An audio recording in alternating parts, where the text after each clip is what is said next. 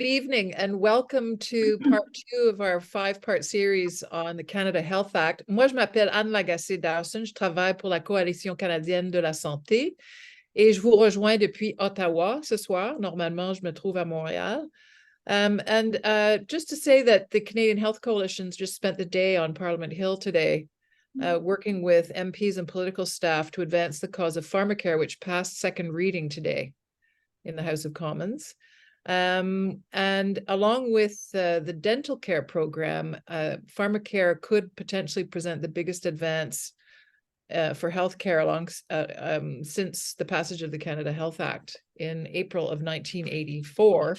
So we're very pleased with ourselves, but a little tired coming down off the hill today. We did the first of the webinar series with Colleen Fuller last week on universality. Tonight we're going to talk about portability with Antonia Maioni. And we're going to also discuss public administration on June 4th with Greg Marshall, comprehensiveness on May 28th with Catherine Firlbeck. And we're going to finish with a kind of a pièce de résistance with Colleen Flood and Jane Philpott on June 11th and talk about accessibility, all heading towards our research symposium on June 20th at the University of Ottawa Center for Health, Law and Policy with Vanessa Gruben. So it's the festival of the Canada Health Act. And I feel very, very lucky to have Antonia Maioni with us. She is a professor of political science and public policy at McGill University. And she's also this year the William Lyon Mackenzie King Visiting Professor in Canadian Studies at Harvard. So she's in Cambridge, Massachusetts this evening. She is a prolific writer and speaker on issues related to healthcare policy, columnist at the Globe and Mail, analyst at CTV, author of at least 2 important books. Too many things to mention, too long a CV, Antonia. So thank you very much for joining us this evening. Thank you. Thanks for inviting me, Anne, and I'm so pleased to be able to speak with Tracy this evening. So Tracy Glynn joins us as well. She's handling the technology, but Tracy is a scholar in her own right, professor at St. Thomas University in Fredericton, but also our projects director here at the Canadian Health Coalition. So let's start very simply with a basic question, Antonia, which is what is meant by portability? Sure. Portability. Well, thank you again for inviting me, Anne, and I'm so glad that we're revisiting some of the historical precedents in our journey to healthcare, including the Canada Health Act. It's a really important anniversary, so I'm glad you're highlighting it. But portability is actually often the forgotten poster child of the Canada Health Act, but portability is really important. It's transférabilité in French, and it's actually an insurance term.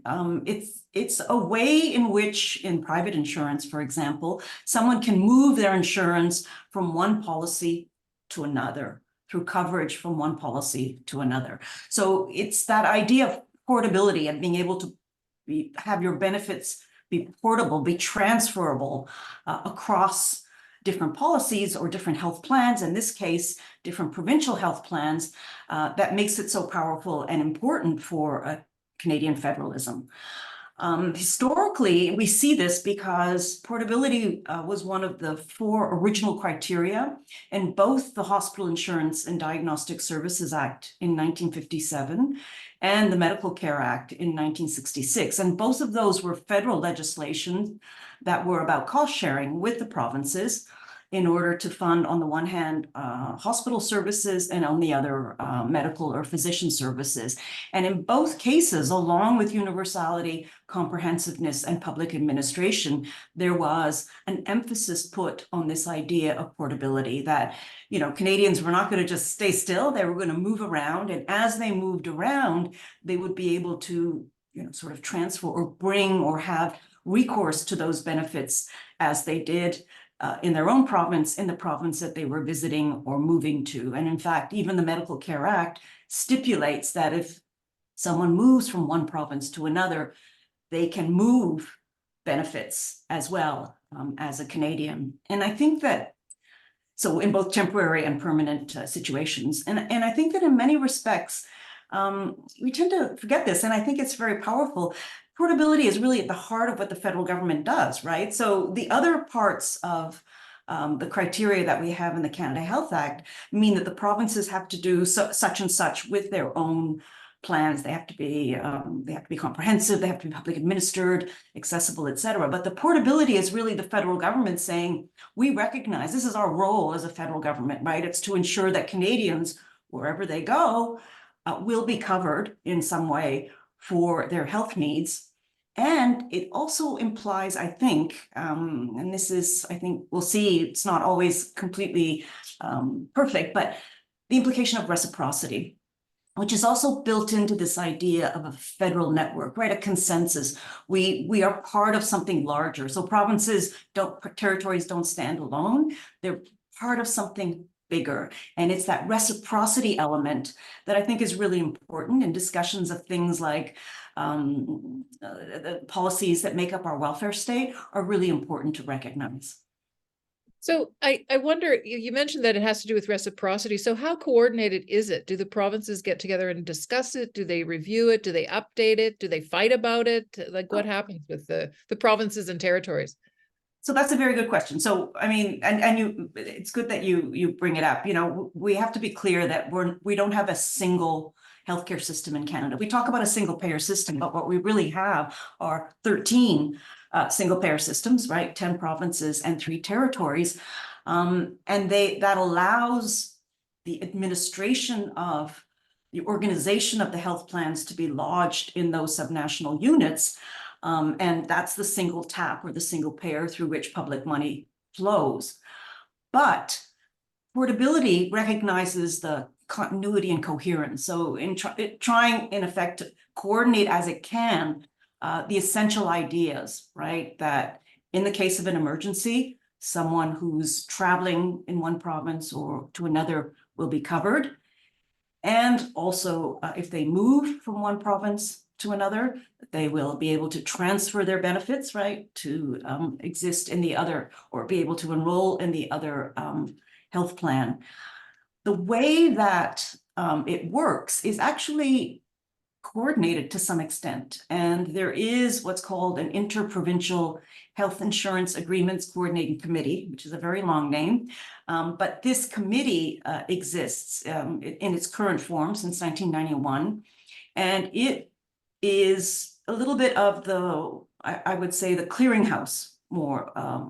I think that's one way of putting it, to address issues that affect the billing between provinces. So the committee has members from each province and territory. It's actually, the secretariat is provided by the Canada Health Act Division at Health Canada, but it really is a meeting of the minds of provincial representatives, right? Not the federal government. But through this committee, all of the provinces and territories are able to participate in reciprocal agreements. So on the side of hospitals, all of the provinces, even Quebec, are part of this reciprocal, if you will, arrangement that allows the Canadian is in another province to be hospitalized, that the hospital then is able to take on the costs of caring for that patient. On the medical side, so for physician services, all of the provinces except Quebec participate in reciprocal physician agreements. The idea is that a patient's health card, and there's 13 of them, right, across the country, will be accepted in lieu of payment, so that the patient can receive their insured services without money changing hands at the point of service, which is what accessibility is all about. There's a difference in the Quebec scene, and it affects both Quebecers who are somewhere else in Canada or other Canadians who are in Quebec, and that is that for medical services, there's normally a direct billing and then a reimbursement that happens for either the Quebec patient elsewhere or someone from another province or territory in Quebec.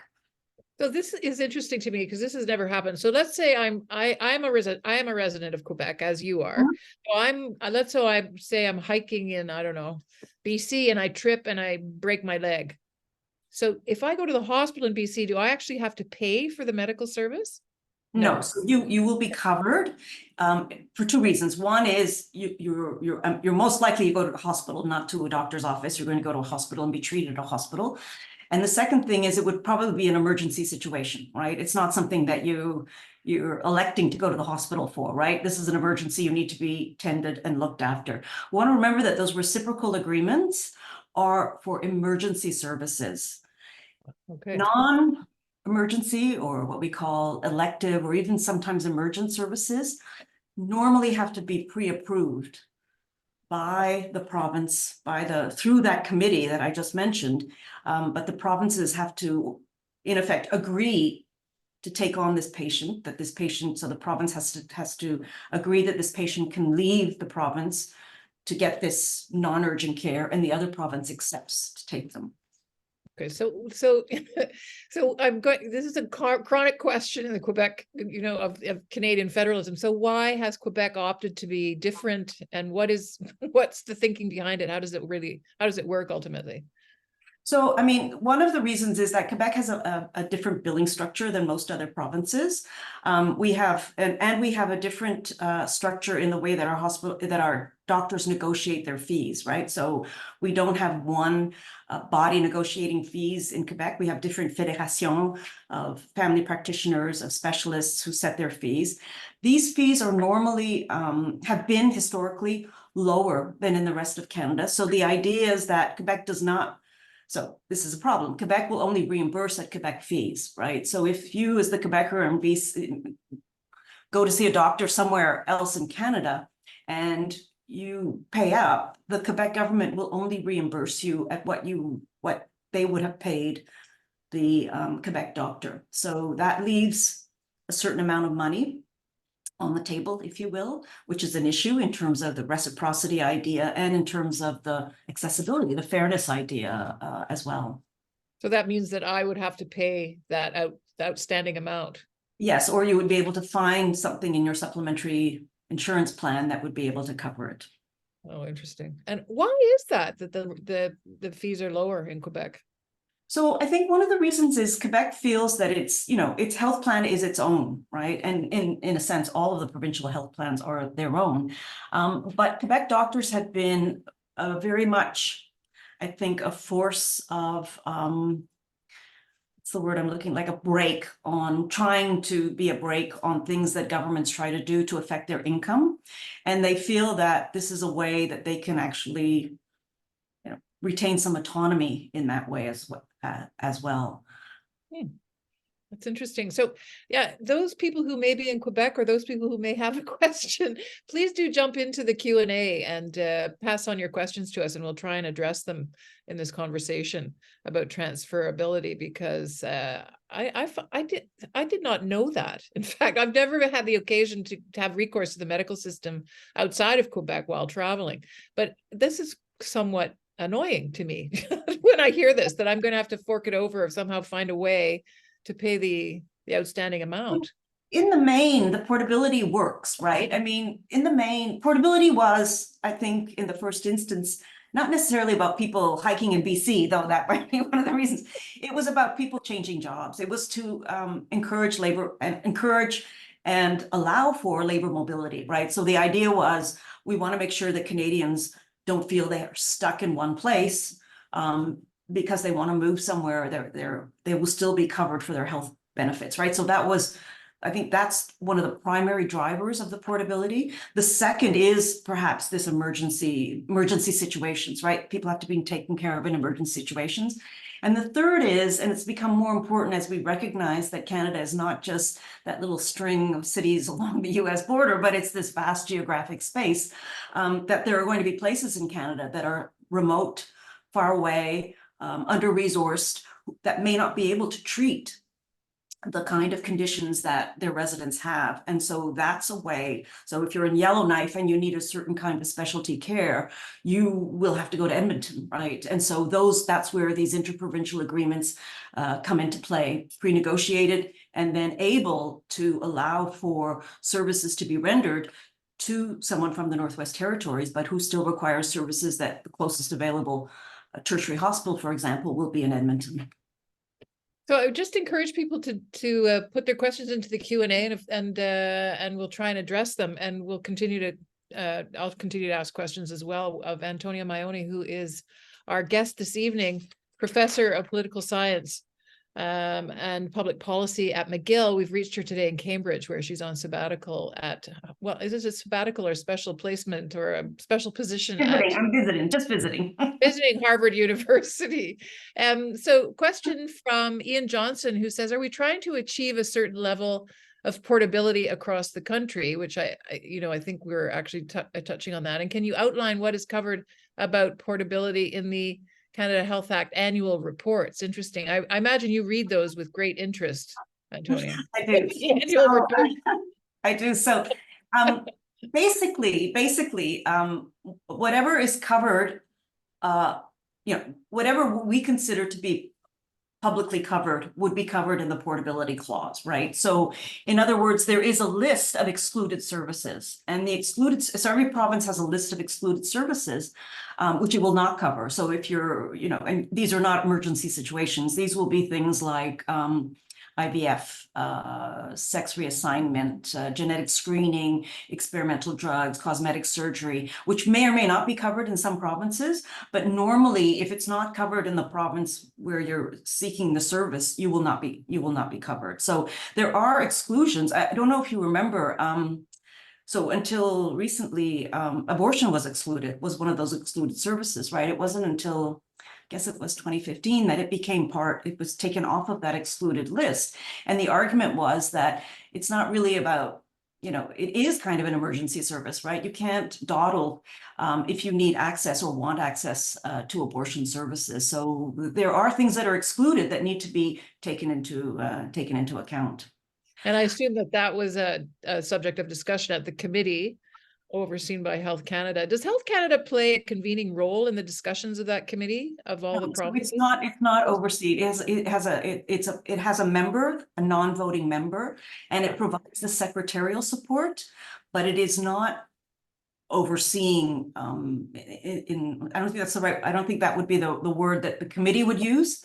In terms of it's a coordinating committee, right? So, and I don't think they would see the federal government as being the overseer, but because this whole conversation is about portability under the terms of the Canada Health Act, the committee does sit in that division in Health Canada. Okay, so we have a question from Ivan Stephen. It would seem that Quebec has a fairer or possibly more European system as opposed to those of us who need medical care. Isn't that something for the rest of Canada to possibly emulate, rather than being an anomaly, or as I described it earlier, an annoyance?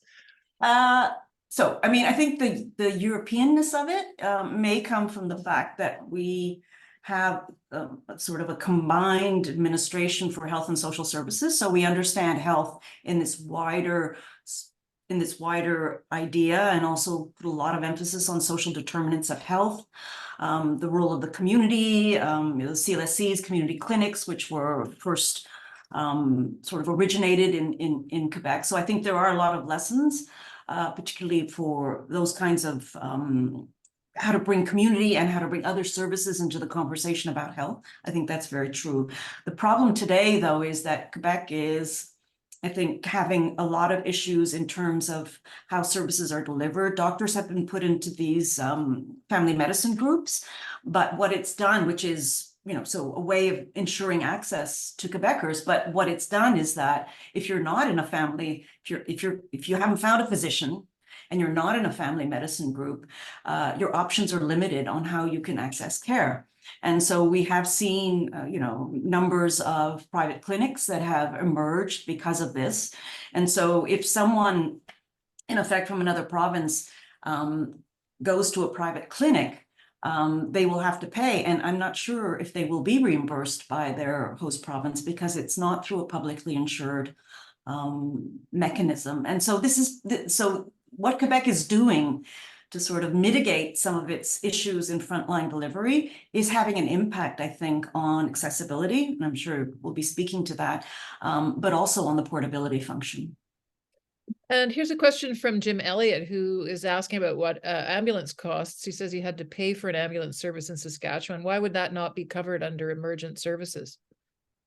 So that's a service that, so this is not so much portability as how each province understands what's included or excluded under its public coverage, right? So in Saskatchewan, they would not be covered unless they're often an emergency situation.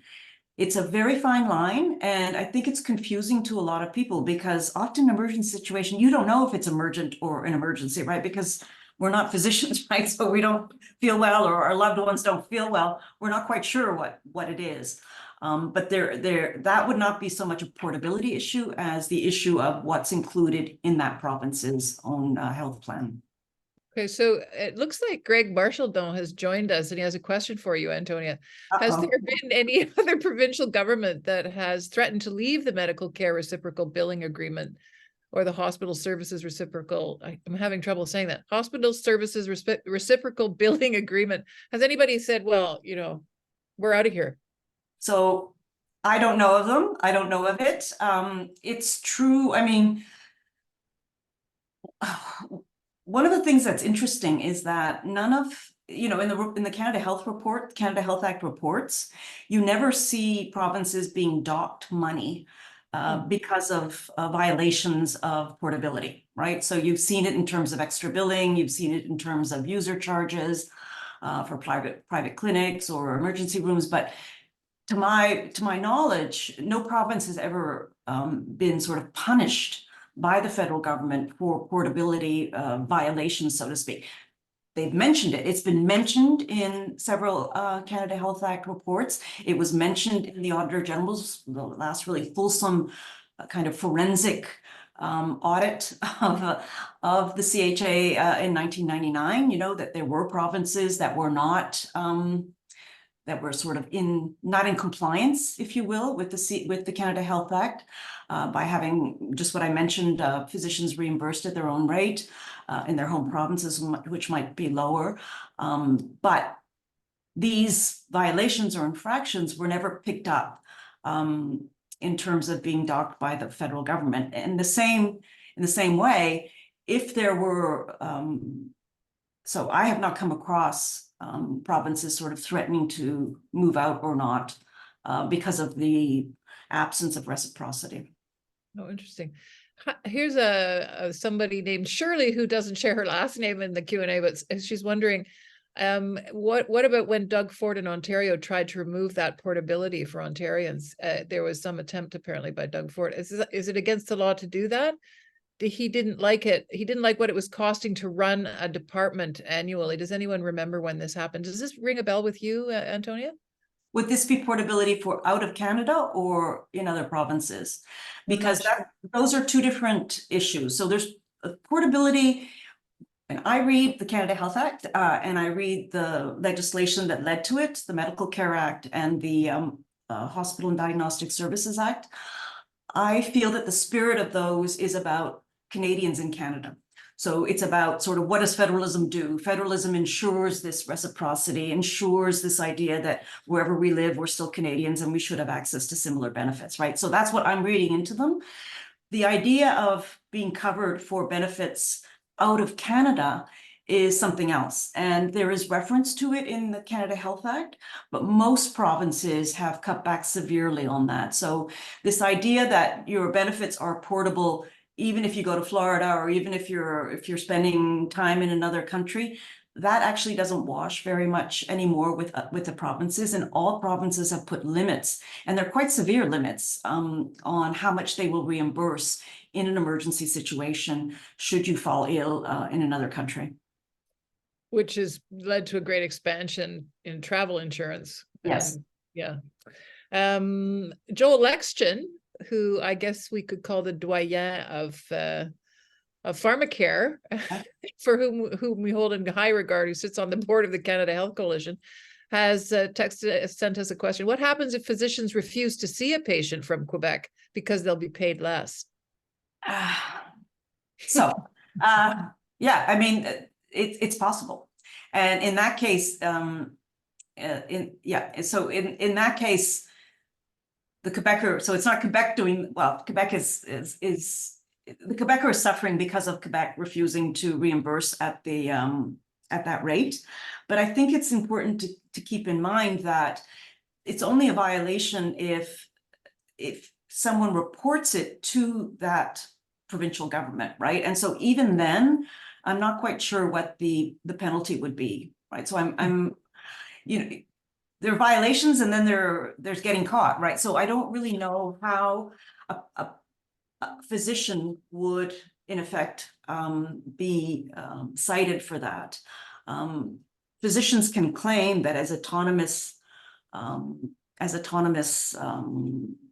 entrepreneurs, really, they could refuse to do so. But of course, they would not be able to do so for someone with their own provincial health card, right? They would never be able to refuse someone on any basis, including the ability to pay. But for a physician to do that is actually saying, because of the ability to pay, I'm not going to look after you. Which is not acceptable. It's not acceptable under the terms of the Canada Health Act, but it needs to be reported, and then the infraction, if you will, needs to come from someone provincial level being able to cite the physician in question. Okay. Here's a question from Patricia McKinley. If I'm a Quebecer and my doctor retires, and I'm put on a waiting list, can I go to Ontario to get healthcare when I feel I need it? We know that there are 6.5 million Canadians who don't have physicians. This situation where your doctor retires and you're on the list with thousands of other Quebecers and you're just going to wait. You could wait a long, long time before you get a doctor. So what recourse do people have? Can they actually leave the province? So again, the portability part of the Canada Health Act is not about getting regular care, right? It's about emergency situations, or it's about people not being able, moving from one province to another. And if there is a sense in which a person feels they can't access services in their own territory or in their own province, that needs to be pre-negotiated before they can actually access the services in the other province, unless it's an emergency situation. Quebec is coming up a lot in the Q&A. Here's another one about Quebec. I'm going to stay on the Quebec theme for a bit longer. Rachel Jennings says she had emergency cardiac surgery in Toronto. She saw the bill from the anesthetist and got a notification from the Quebec government about what they'd pay for that fee. It was well under the fee claimed by Ontario. This made me feel terrible because I did have extra insurance. Do you think Ontario was properly reimbursed in this case? Was Ontario properly reimbursed? Yeah. She didn't pay anything, or she did? I'm not sure, but it sounds like she's concerned that maybe Ontario got stiffed. So the hospital part, there's a reciprocal agreement. So anything that happened to her in the hospital, the hospital services that she received would be under that reciprocal agreement. On the physician services, if there were, I think it would depend. I'd have to see the bill to figure that one out. But I don't think it would be Ontario who would be put in that situation. I don't think so. Yeah. Emergency cardiac surgery when you're traveling or visiting sounds horrific. Anyway, maybe just put some more information in the Q&A, Rachel Jennings, if you want Antonia to elaborate. So I'm going to bundle these two. Here's Ian Johnson again, who says, has there been any changes in what is covered in portability over the years? And Jeanette Pongrantz Doyle, who says, I live in BC. If I go to Alberta for a holiday or just a meeting, am I automatically covered for emergency services in Alberta, or do I have to register in BC somewhere that I'm going to Alberta, and what that might mean? Okay, so I'll take the second question. So if you're going from Alberta to BC or vice versa, and it's an emergency, you don't have to have registered. You are in fact presenting your own provincial health card, which is accepted in the emergency situation. That's what that committee, that coordinating committee, has agreed to, right? That's what the reciprocity is referring to. So that's fine. On the other question though, which was, remind me again, Anne. Right, let me just scroll back up here. There's a lot of questions here I'm trying to manage. I'm not really accustomed to this format on my computer. Sorry to be a dope. Okay. Have there been any changes in what is covered in portability over the years? And that was from Ian Johnson.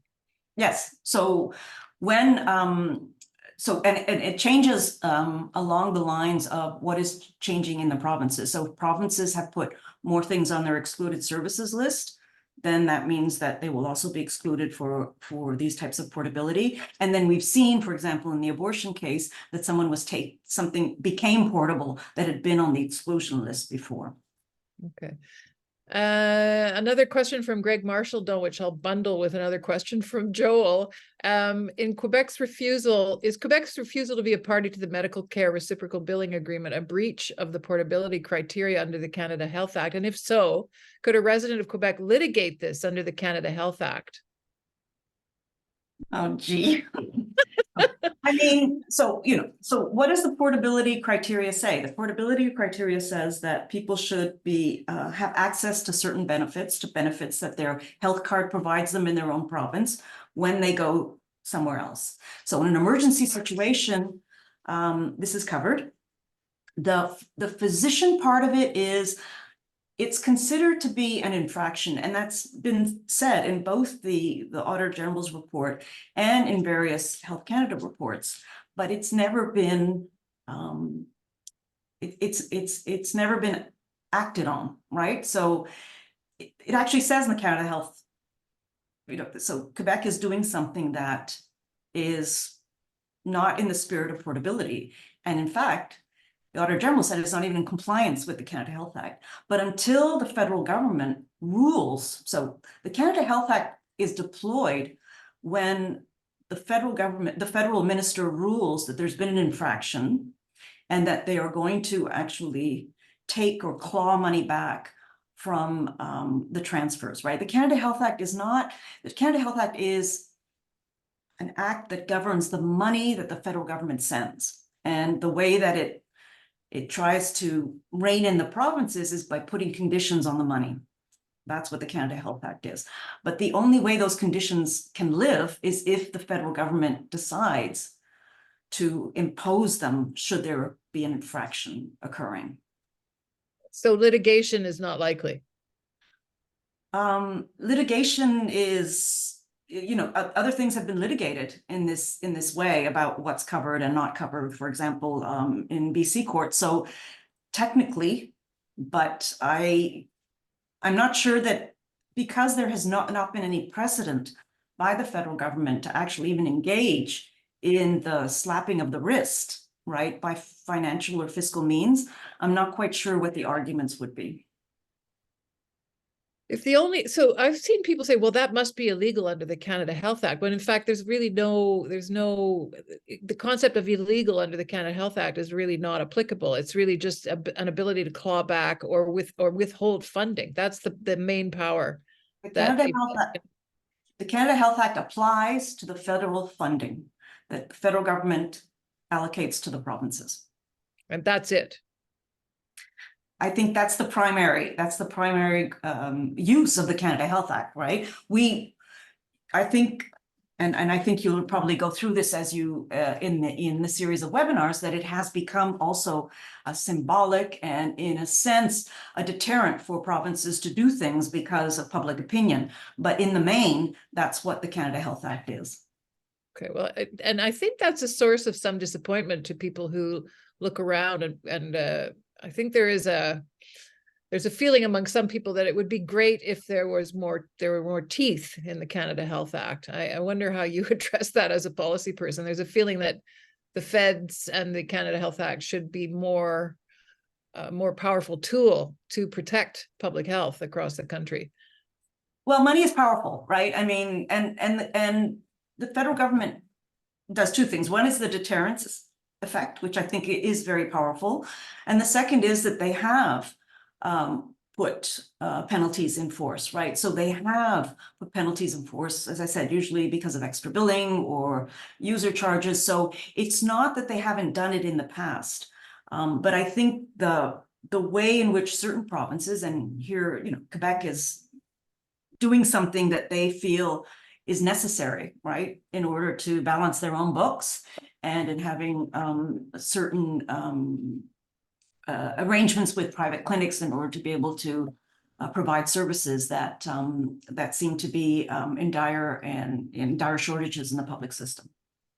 So Joel texted in to say it was portability for services out of Canada. He added that comment to his earlier comment. And Shirley added that it was for her question concerned Canada specifically. I don't know if that requires further comment. On Doug Ford? Yeah. Doug Ford. Well, I mean, I don't know if it's a whole department inside the Ministry of Health, but certainly it's a lot of paperwork, right? And I think Ontario is probably one of the provinces that receives the most requests because of the intensity and the concentration of specialty care in places like Toronto and Ottawa. So it probably is a province that receives a lot of requests from other provinces to have patients seek care if that care is not available in their home province. So it might be that kind of an effect provinces like Ontario, Alberta, and Quebec, British Columbia are certainly going to see that more than other provinces. Keith Newman wants to know about he has a question about a cataract operation that he had in 2020. He lives in Gatineau, Quebec, but his regular eye doctor is in Ottawa, so across the river. The operation was at the Ottawa General, and there was no extra charge for what was covered by Medicare, although there was an extra charge for a more expensive lens. Is this part of is this part of portability? Is that an application of portability? So there are specific agreements in these kinds of, I guess, border areas. And one of those areas is the Gatineau, Ottawa. So Ottawa, Hull now be the area. And it allows for certain kinds of border hopping, I guess, or blurring of the border for certain kinds of services. So, but that's limited, right? So that's limited. And this, I think that's the border where you would have the most concentration of people working in one place, living in another, and therefore accessing their care on both sides. So this is sort of connected to a question that I was going to ask, which is that is there such a thing as portability, sort of health tourism, that people will move around to get access to certain kinds of care, which is more available in certain jurisdictions? So it would be difficult, right? So again, if you want to get all of your healthcare in another province, you're going to have to move to the other province, right? If you want to be covered completely under the plan for everything, you need to go to the other province. And that's what people do when they move for work or for other reasons. That's why there's a 3-month waiting period in place. So you continue to be covered by your old benefits in your first province and then move it over to the province that you've moved into. But the portability rules, in fact, are designed to mitigate health tourism, right? Because the idea is that it's for emergency services. There's a requirement for pre-approval for non-emergency care. So there's a lot of things that are built in to what that interprovincial committee does, and the Canada Health Act itself, to mitigate this idea of health tourism. So it's not like in a unitary country, Italy, for example, where you can live in the south, but decide to go, from, I don't know where, from Catania in Sicily, and decide to go up to Torino to get care, and just bring your national health card. You really can't do that in Canada. And that raises an interesting point. How does our portability compare to other healthcare countries? So other federal countries have different kinds of ways of dealing with things. But normally there seems to be some kind of portability baked into all the federal countries. The country that I mentioned, Italy, is a unitary country. In the United States, the public services, the public system is actually, those are national federal programs, right? Federal Medicare, for example. For Medicaid, it becomes a little trickier, but because these are all heavily funded by the federal government, and indeed in the case of Medicare administered by the federal government, there usually is a portability criterion. The problem in the United States, though, it gets really complicated, because if you choose to sign up with a private insurer to be able, so through an HMO or something, to be able to access those benefits, even if they're covered by the federal government, you're subject to the HMO's rules at that point as well. Ivan Stephen sent in a comment, which is interesting. He says it seems to be that if they designed the system as a truly national system at the start, perhaps run by the federal government rather than the provinces, then portability and reciprocity might not be needed.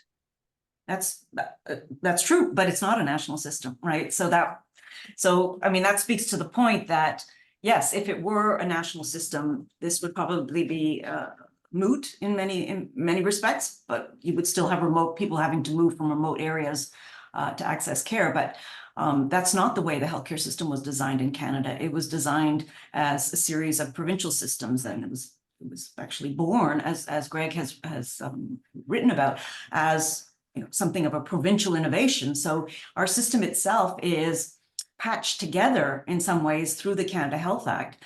But if you look at that legislation and its previous legislation, it's really about legislation about federal funding for provincial health systems, provincial and territorial health systems. Keith Lowe wants to know, is there a reform agenda for improvements or expansions in benefits covered by portability? How might any such proposals be moved forward? So that's question number one. And I'm going to add it to another question from Joel. What is the reasoning behind the 3-month wait before you get coverage if you move? Okay, so on the first, I don't see any movement. In fact, what we've seen in recent years is more of a constriction, particularly on the out-of-country benefits. So I don't really see how, well, I should wait. So on the one hand, we see a constriction in terms of the out-of-country benefits, but I think there has been at the same time this realization of the need to ensure that people who live in remote areas or in areas that are underserviced are able to access care somewhere else. So I think both of those things, one is sort of more portability, one is less, but both of those things are happening at the same time. On the question of, sorry, what was it? The second question? 3 months wait. 3 month waiting time. Why was that? What's the reasoning behind it? Why 3 months? Why not a month? Why not 6 months? Why 3 months? I mean, I think it's so again, this is about insurance. So when you change your insurance policy from one to another in the insurance world, there's usually this kind of a time lag. There is always a time lag. And the reasoning behind it is that it gives you the time to be able to be registered in the new system. So while you're waiting, you're covered by your old system. So the idea is that you're never going to lack coverage, right? So 3 months is sort of the idea that this is the amount of time it would take. Of course, these 3-month period happened before, before we were able to do things in the flash of a phone. So maybe it is a retro kind of idea of thinking about a long time, but the idea is to give that person and their family the time to find their doctor, to be able to enroll in the system, get through the paperwork, but at the same time, make sure they don't lose their coverage from their existing system. So you're suggesting that perhaps now that we do everything online, or most of us do everything online, that time frame, the 3 months, could be reduced potentially? I don't know. That's not my. I'm not an expert in that line of work. But certainly, I don't think it's an arbitrary. In other words, I don't think it's an arbitrary period of time. I think it was a period of time that was calculated based on what it would take to do that, to make the changes. Right. So Karen Palmer has sent in a bit of an interesting scenario. She says the portability clause says insured health services include services that are provided in emergency or any other circumstance in which medical care is required without delay, as you had mentioned earlier, Antonia. So, for example, if I'm insured in province A and I'm temporarily absent in province B for work or pleasure, and I feel, in quotes, unwell enough to seek care, I go to a hospital emergency department because I don't know where else to go. Who decides whether the service is an emergency or must be provided without delay and therefore eligible for and assured of reciprocal billing? This is a very interesting legalistic question, but the core of it is, who makes the decision? So, I mean, it's really the decision that the hospital makes, right? I mean, so when you get triaged at a hospital, and normally if you feel unwell, they are going to eventually take care of you, right? I mean, they may not admit you into the hospital if you're unwell, but not actually in an emergency situation, but you will be triaged in the way that any other patient would be triaged in that hospital. Okay, so is it a hospital administrator? Is it a medical committee, a committee of administrators and physicians? Oh, no, all of this happens on the basis of medical need, right? So, yeah. there's no one sort of saying you got to leave and go see a doctor, right? And no one says that to anybody in an emergency room, right? I mean, they actually triage you and then decide what needs to be done. Yeah. I'm wondering, so at the meetings of these the provinces under Yes. the auspices of the federal government, is there lobby? Is there, like, I wonder, has anybody ever sat in on those meetings, like observed? Have you ever observed those meetings? I have not. Maybe Yeah. Greg or Joel have. I don't know. I think those would be kind of interesting to be a fly on a wall at one of those meetings. A lot of it happens without face-to-face meetings, though. Like a lot of these pre-approvals, for example, for care, it's basically, so I'll give you an example. If you feel that you need a specialty service that is only available, at Sunnybrook in Toronto, for example, you have to get permission, literally, from the province, from the provincial RAMQ, from the Quebec Régie d'Assurance Maladie.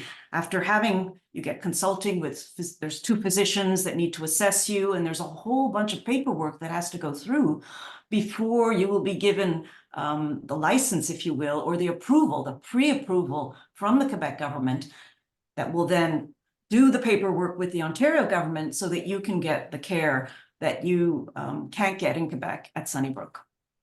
This is interesting. If you have a specific condition and the person who's the expert on that condition is 4 or 5 provinces away, you can ask for approval and then go and have that treatment. That's something that's allowed. It's never automatic, but if the case can be made, and this is made, all the time in remote areas. For example, I use the example of the Northwest Territories. So, or areas that don't have even, enough tertiary care, regular tertiary care. So yes, these are the kinds of things that can be done, but it's not automatic. It needs to be approved. And often the province in question will say, we can treat you here.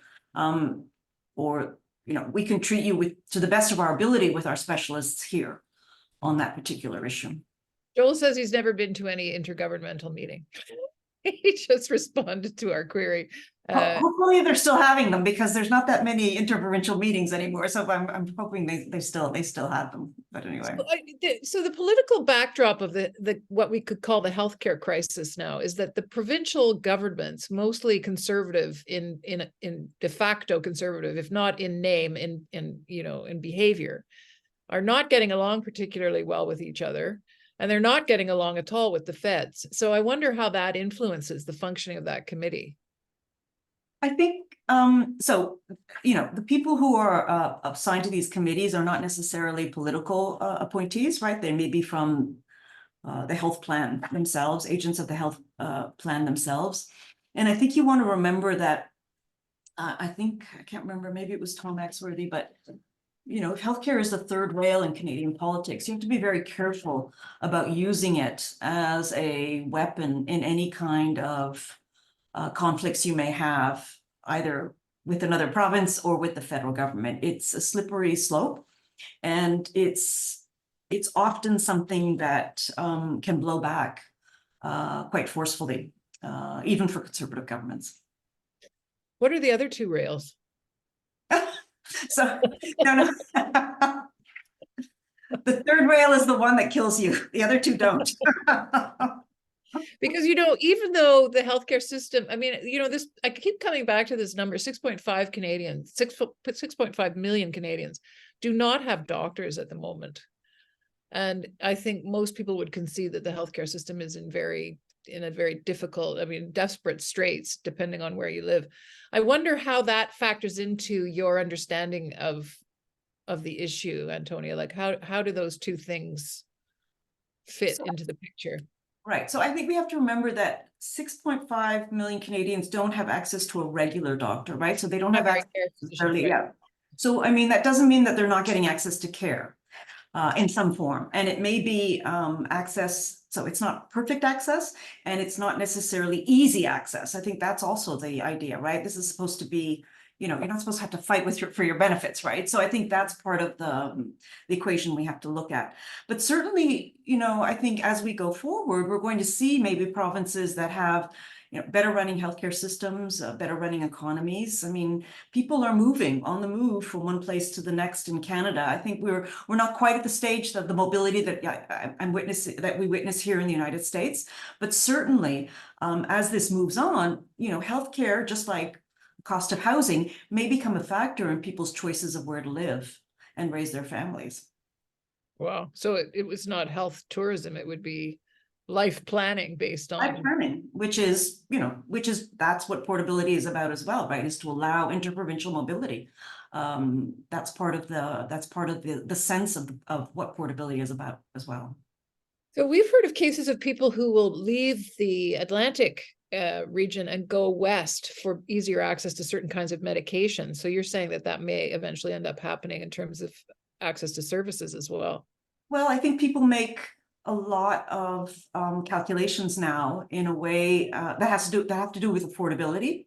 That may also have to do with access to certain services. I mean, certainly, we'll see what happens with childcare, for example, now that there's this idea of the federal government allowing for or being able to fund provincial innovations in childcare. That may also affect the way people decide to go. So I think healthcare is part of a mix.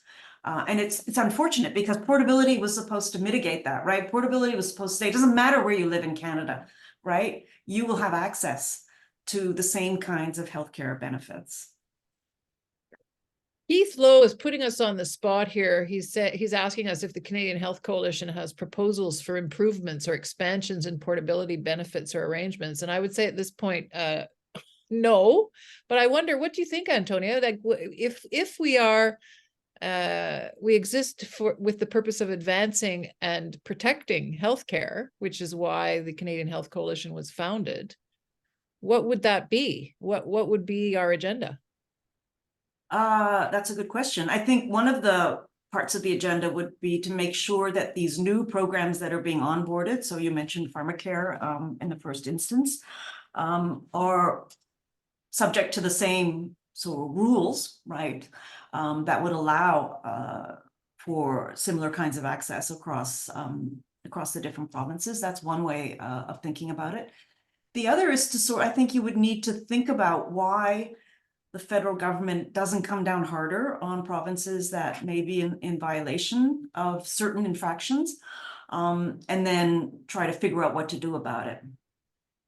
That is definitely something that's come up in some of our other public events and conversations, is that the Canada Health Act, well, first of all, nobody's tampered with it in 40 years. It's basically intact. Which is kind of interesting in itself. Like, why is it that nobody's touched it or updated it? 40 years is a long time. That's 3 generations or so. And what would make it more effective? Because we're seeing these incursions, increasing amounts of privatization, profitization, especially in Quebec, but right across the board. Yeah, I mean, what's interesting is that the Canada Health has to stay the same, but provincial health systems are evolving, right? So they're not static, whereas the Canada Health Act is. The Canada Health Act, I mean, the rules about the Canada Health Act are still in there. There might be different kinds of rules about conflict management. There might be different kinds of things to be considered about how to mitigate these issues and portability and other criteria as well. But the problem with opening up something like the Canada Health Act is that it's like a bit of a Pandora's box, right? If you open it, what are you opening it for? Because you can open it then to both improvements, but also maybe critiques. And so I think needs to be factored into the conversation. It's not, it's an act of parliament, right? So it can be changed, but the question is, changed for what? To what? With what intention? Yeah, and we're sort of on this political precipice where we see the Liberals in decline, the federal Conservatives, sort of ascendant. In which case, I think probably the feeling would be, do not open the Canada Health Act. Although I guess theoretically they could do that if they form a majority government, right? It's an act of parliament, right? It's it could be on a table for sure. Did you just to change completely direction, did you ever talk to or discuss the legislation with Monique Bégin, who's considered to be the architect of the act? No, but I mean, if you read the Canada Health Act, the portability clause is basically what was already written into both the Medical Care Act and the Hospital Insurance and Diagnostic Services Act. So again, this is, you know, for me, the portability provision is a legacy provision. It's a legacy provision from the two previous acts. So it's not, so in that case, I would say it's at the heart of what federal government was trying to do in offering or in committing to share costs with the provinces for both hospital services and medical services. Madame Bégin's issue in the Canada Health Act was really about equal access. And that was why the Canada Health Act, I think one of the primary motivations behind the Canada Health Act was to have something that would enshrine equal access and at the same time provide a mechanism for the federal government to actually impose, so the deterrence, and to impose punitive damages in the form of powerful money to provinces that didn't heed these criteria. And I understand that Monique Bégin had reason from her own family and personal experience to want to push forward on the question of accessibility because she came from an immigrant family. And I think they had difficulty accessing healthcare at a certain point when she was growing up in NDG. Mm-hmm. But that's I'm speaking now from memory, and I think that was one of the reasons why she was so motivated. I was a big fan of Monique Bégin. I met her in the context of work on women's studies at University of Ottawa. She was a most amazing person. I wonder what she would say looking at the act and the whole question of transferability. But I wonder what do you think she would say?